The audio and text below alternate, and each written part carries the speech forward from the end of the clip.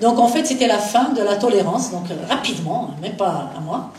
Et puis bien sûr, ce mouvement a résisté, ses rangs se sont renforcés, mais il y avait quand même toujours l'ambiguïté de voir dans la rue des socialistes, des démocrates, aux côtés de courants islamistes.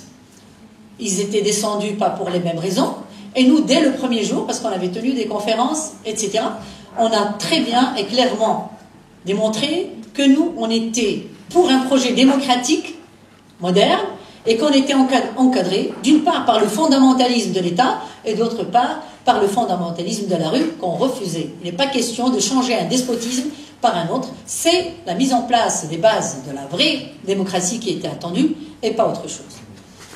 On a attendu la réforme de la Constitution. Nous avions présenté un document pour dire, voilà le type de monarchie que l'on voulait pour le Maroc. Une monarchie démocratique, ça s'appelle tout simplement monarchie parlementaire aux normes internationales. Nous avions refusé d'aller devant la commission qui avait été désignée de manière unilatérale et qui devait rendre sa copie toujours à la même source qu'il avait mise en place, c'est-à-dire le roi. Et puis, il y a eu l'organisation du référendum sur la Constitution, un référendum folklore, qui a vu les ulémas, qu'on a appelés pour une veillée religieuse. Au lieu de la veillée religieuse, on leur a donné des pancartes avec oui pour la Constitution, on les a sortis dans la rue. Il y a eu aussi les soufis qui ont sorti des zawiettes pour les sortir dans la rue, demander oui. Donc pour nous, c'était intenable. On ne pouvait que boycotter justement cette Constitution, dont la mise en scène, l'élaboration même, ne répondait pas justement à l'aspiration exprimée dans la rue, une monarchie démocratique. Qu'est-ce qui s'est passé par rapport à la fin, puisque le sujet c'est le printemps démocratique, et aussi est-ce que c'est un printemps pour les femmes? Au Maroc, je pense que le mouvement féministe, qui est l'un des mouvements féministes dans la région les plus actifs, ils étaient un petit peu dans l'euphorie de lire que dans l'article 19 de la Constitution révisée le 1er juillet 2011, il y avait stipulé très clairement l'égalité entre hommes et femmes dans tous les droits. Et qu'ensuite, il faut aller vers la parité et il faut bannir toutes sortes de discriminations. Donc le mouvement féministe en général a voté oui pour cette Constitution et il a baissé les bras. Ce qu'il n'avait pas lu, c'est le préambule de cette Constitution qui est très riche en mots-clés, liberté, droit, égalité. Mais ce qui avait marqué, c'est que nous, on demandait la suprématie des conventions internationales sur les lois nationales. Eh bien, dans le préambule de la Constitution, on disait que voilà, oui, suprématie des conventions internationales sur les lois nationales, mais dans tout ce qui n'est pas contradictoire à l'identité ancrée. Donc ce qui fait que finalement, il y a suprématie des lois nationales par rapport justement à la législation internationale que le Maroc a adoptée, a ratifiée. Bien, donc en fait, après cette étape-là, il y a eu bien entendu l'organisation des élections anticipées. Ces élections anticipées, vu le climat global qui régnait, on espérait que ce soit les premières élections libres et transparentes au Maroc. Donc on s'est présenté avec 20 points pour essayer de ficeler au maximum cette opération élection qui est très importante. D'ailleurs, nous, on a toujours fait le choix de participer aux institutions. Et cette fois-ci, nous avions demandé à ce qu'une instance autonome supervise l'opération, à ce qu'on révise le découpage électoral, les listes électorales, tous les éléments par lesquels le ministère de l'Intérieur maîtrise la carte politique pour vraiment donner la chance à tout le monde et construire autre chose, et surtout construire et reconstruire la confiance perdue dans ces élections parmi une très large population. Donc en fait, l'élection a abouti à, bien sûr, le parti, le PJD a été majoritaire avec 107 sièges, parce que les Marocains avaient voté le changement. Malheureusement, ils n'ont pas voté le changement démocratique, ils ont voté le changement pour le changement, parce qu'une large frange de la classe politique avait à leurs yeux perdu toute crédibilité. Nous, on avait boycotté parce qu'on ne peut pas participer à un jeu truqué dès le départ. Et bien entendu, les chiffres officiels indiquent que 45% des Marocains ont participé. Et si on comptabilise les 7 millions qui ne sont pas inscrits, on revient à 25%. Bon, le problème n'est pas là. Aujourd'hui, nous sommes toujours face à un gouvernement qui n'a pas le pouvoir. Le PJD, avec les autres partis qui ont constitué la coalition gouvernementale, sont au gouvernement, mais le pouvoir est ailleurs.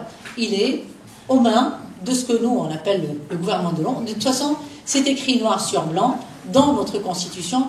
La majorité des pouvoirs reste aux mains du roi. Il préside le Conseil des ministres là où se tracent les stratégies importantes du pays, les projets de loi de finances, etc. Même la nomination au niveau des établissements stratégiques, c'est le roi qui en est responsable. Il est par ailleurs responsable de la plupart des grands conseils. Donc, nous, on espérait que ces élections allaient respecter la volonté populaire et la traduire surtout en souveraineté. Nous ne sommes pas là face à une constitution qui sépare les pouvoirs restent toujours concentrés. Mais là n'est pas le seul problème que nous affrontons, parce que le pouvoir politique est concentré et à côté vous avez aussi le pouvoir de la finance qui est lié à ce dernier, ce qui fait qu'il n'y a pas aujourd'hui de possibilité de respecter une sorte de souveraineté populaire, de libérer les grandes potentialités dont regorge le Maroc pour qu'ils contribuent et au niveau de la politique et au niveau des investissements nationaux, etc. Parce que le système, au niveau économique aussi, même s'il a fait le choix du néolibéralisme, continue à encourager l'économie de rente, les passe-droits, etc. Ce qui fait qu'il n'y a pas de véritable possibilité de créer de la croissance, de créer des emplois et puis de mettre le Maroc sur la voie du véritable développement. Donc ce gouvernement est arrivé, comme je viens de le signaler, il est au gouvernement mais il n'a pas les mains libres, il n'a pas le pouvoir.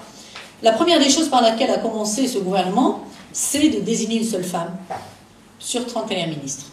Pour nous, c'est une récession, alors que pour la représentation des femmes dans les instances de décision, et notamment au niveau politique, nous avions bataillé pour arracher un quota de 10% en 2002 de représentativité des femmes au Parlement, et ensuite aujourd'hui nous sommes à 17% de femmes au Parlement. Et à côté, nous avons eu une seule femme à la tête, bien sûr, du ministère de la famille, de la solidarité et de l'enfant. Bien, donc pour nous c'est une récession très grave, parce qu'en fait, ce gouvernement qui a fait sa déclaration en mettant comme priorité la question identitaire, pour nous c'est encore plus grave.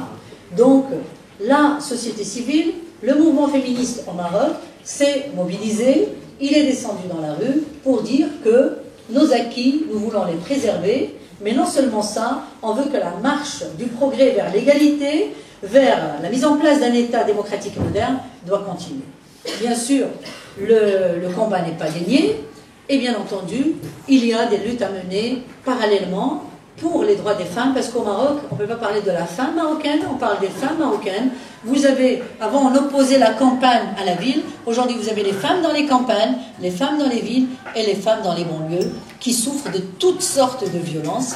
Et les femmes, malgré que le Maroc ait ratifié le pacte international des droits sociaux, économiques et culturels, il reste encore l'effectivité justement de ces droits qui n'est pas acquise.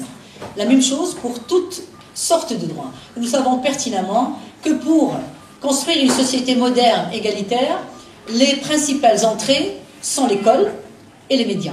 Aujourd'hui, les médias diffusent de la médiocrité à bout de champ et l'école ne met pas les bases justement de l'égalité. Nous sommes encore face à des manuels qui sont rétrogrades, qui montrent la femme sous une image de femme soumise, de femme qui doit rester dans l'espace intérieur, alors que l'espace externe reste réservé à l'homme. Nous avons aussi d'autres phénomènes qui nous font poser des questions sur le devenir et l'avenir de la femme, et avec elle, la mise en place de la démocratie, parce que la cause de la femme est au cœur justement de la construction démocratique. Nous avons le phénomène des femmes dans la rue. C'est quelque chose que nous ne connaissions pas au Maroc. Il y a quelques décennies, les enfants de la rue, aujourd'hui on parle aussi des femmes de la rue, des femmes dans la diminution totale, qui dorment bien sûr dans les stations de train, etc. Et elles sont dans l'oubli. Bien sûr, les réponses qui sont apportées sont des réponses parcellaires, qui ne pourront en aucun cas, justement, mettre en place les bases mêmes de l'établissement de la justice sociale et du partage équitable des richesses entre les différents citoyens et citoyennes marocains qui devraient d'abord accéder justement à ce stade de citoyenneté, parce que nous considérons que sommes encore des sujets assujettis tant que nous n'avons pas accédé justement à nos droits, tant que le peuple ne peut pas gouverner et assumer toutes ses responsabilités dont des institutions, non pas de façade, mais de véritables institutions. Donc, nous avons la pauvreté qui pourrait se conjuguer au féminin. Nous avons aujourd'hui 60% des petites filles âgées entre 6 ans et 13 ans qui sont hors de l'école, j'ai terminé, qui sont hors de l'école, et nous avons, malheureusement encore, seulement 12% des jeunes entre 19 et 24 ans qui accèdent à un enseignement supérieur. Donc il y a un échec du système éducatif. Au lieu d'y apporter les solutions qu'il faut, par la valorisation d'une école publique gratuite et de qualité pour tout le monde, au contraire, le Maroc a ratifié l'accord général sur le commerce des services. Donc nous allons vers la privatisation de l'école, une privatisation progressive. L'objectif est de 20%. Et bien entendu, qui c'est qui a investi ce domaine pour créer des écoles privées? C'est les courants islamistes qui ont de l'argent. Donc, ils rattrapent les jeunes en bas âge. Vous avez des écoles avec des maîtresses toutes voilées. Ce n'est pas qu'on est contre le voile. S'il y a quelqu'un qui porte le voile par conviction religieuse, ça le regarde. Mais c'est un signe qu'on donne. Donc toutes les maîtresses sont voilées. Les enfants rentrent dans cette école et les courants islamistes investissent dans la petite école et dans l'enseignement supérieur. Et l'État semble s'accommoder de cette histoire. Aujourd'hui, il y a une alliance grave, je dirais, entre le système et le PJD, qui est un mouvement islamiste. Ils ont aussi libéré la Salafia Jihadia qui s'organise aujourd'hui en partie, et vous avez aussi l'Adoul Ihsan qui est présent dans la société, qui semble s'organiser également. Donc, je termine avec ceci. C'est un appel plutôt que... on ne va pas s'attarder. Le constat, vous le connaissez, nous le connaissons.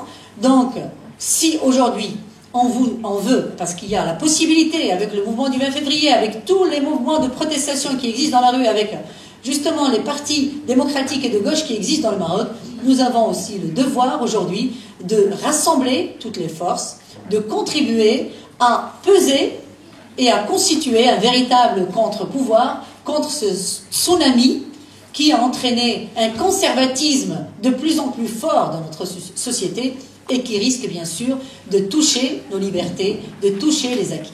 Donc la construction démocratique, c'est du devoir de toute la gauche qui aujourd'hui est encore dispersée et du devoir aussi de toutes les forces sociales qui croient que c'est possible aujourd'hui de construire la démocratie, d'arriver à la pleine citoyenneté que méritent toutes les Marocaines et tous les Marocains. Et je vous remercie.